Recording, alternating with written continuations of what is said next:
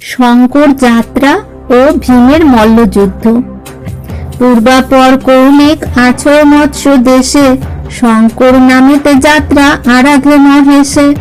করিল শঙ্কর যাত্রা বিরাট রাজন, নানা দেশ হইতে আইল বহুজন। দ্বিজ আদি চারি জাতি স্ত্রী পুরুষগণ, নৃত্য গীত মহোৎসবে করে জনে জন। পণ্ডিতে পণ্ডিতে কথা শাস্ত্রের বিবাদ, হস্তি হস্তি যুদ্ধ হয় ছাড়ি ঘোর নাদ। কৌতুকে দেখেন তথা বিরাট রাজন, পর্বত আকার লক্ষ লক্ষ মল্লগণ।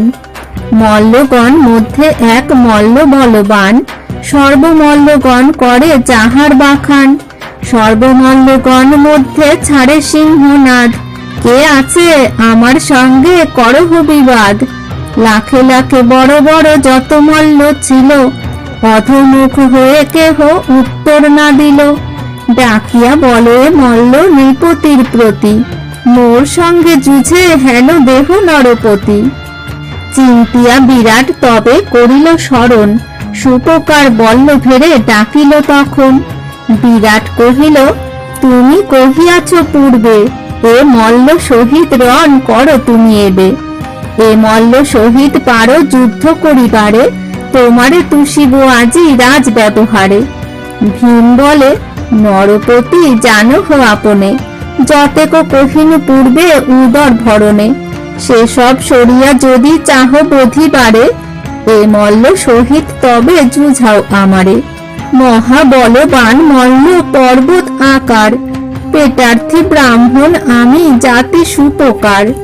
এ মল্ল সহিত যদি করাও সংগ্রাম, দ্বিজ বধ ভয় না করিও পরিণাম। শুনিয়া নিঃশব্দ হইল মৎস্যের ঈশ্বর, কতক্ষণে কঙ্ক তবে করেন উত্তর।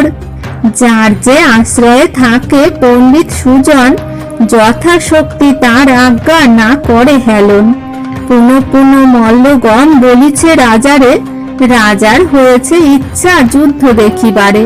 কর প্রীতি রাজারে দেখুক সর্বজন, একবার মল্লের সহিত করিরণ।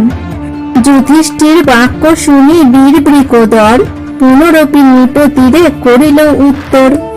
তোমার প্রসাদে আর কঙ্কের প্রসাদে, না জীবেক মল্ল আজি পড়িল প্রমাদে। এত বলি রঙ্গসভা মধ্যে দাণ্ডাইল, ডাক দিয়া বৃকোদর মল্লেরে কহিল, যদি মৃত্যু ইচ্ছা তবে যুদ্ধ করো আসি, প্রাণে ইচ্ছা থাকে যদি পলাও প্রবাসী। ভীমের বচন শুনি সে মল্ল কুপিল, মহাপরাক্রম করি ভীমেরে ধরিল। পর্বত নারীতে কোথা বায়ুর শক্তি, না পারিল চলিবারে ভীম মহামতি।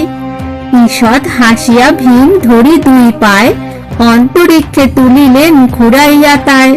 ক্ষুদ্র মিনে ধরে যেন গ্রাস করে নক্র, আকাশে ঘুরায় যেন কুমারের চক্র। ঘুরাতে ঘুরাতে মল্ল ত্যাজিল পরাণ, ফেলাইয়া দিল ভূমে যেন লতা খান। দেখিয়া অদ্ভুত সবে মানে চমৎকার, বিরাট নৃপতি হয় আনন্দ অপার। অনেক প্রসাদ তারে দিল নরপতি, যাত্রা নির্বর্তিয়া গেল যে যার বসতি। বার্তা পেয়ে রাজ্যে যত ছিল মল্লগণ, বৃকোদর সহিত করিল আশীরণ। অনেক মরিল শুনি কেহ না আইল, বল্লভের বিক্রমে বিরাট বশ হইল।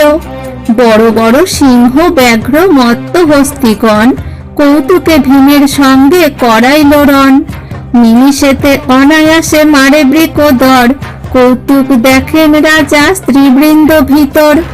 এই রূপে তথা 11 মাস গেল, আনন্দ পাণ্ডব পঞ্চ অজ্ঞাত রহিল। মহাভারতের কথা অমৃত লহরী, কাহার শক্তি তাহা বর্ণিবারে পারি।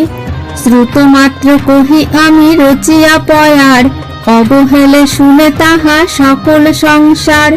শ্রবণে ভারত সর্ব পাপের বিনাশ, কাশীরাম দাস কহে কহিলেন ব্যাস।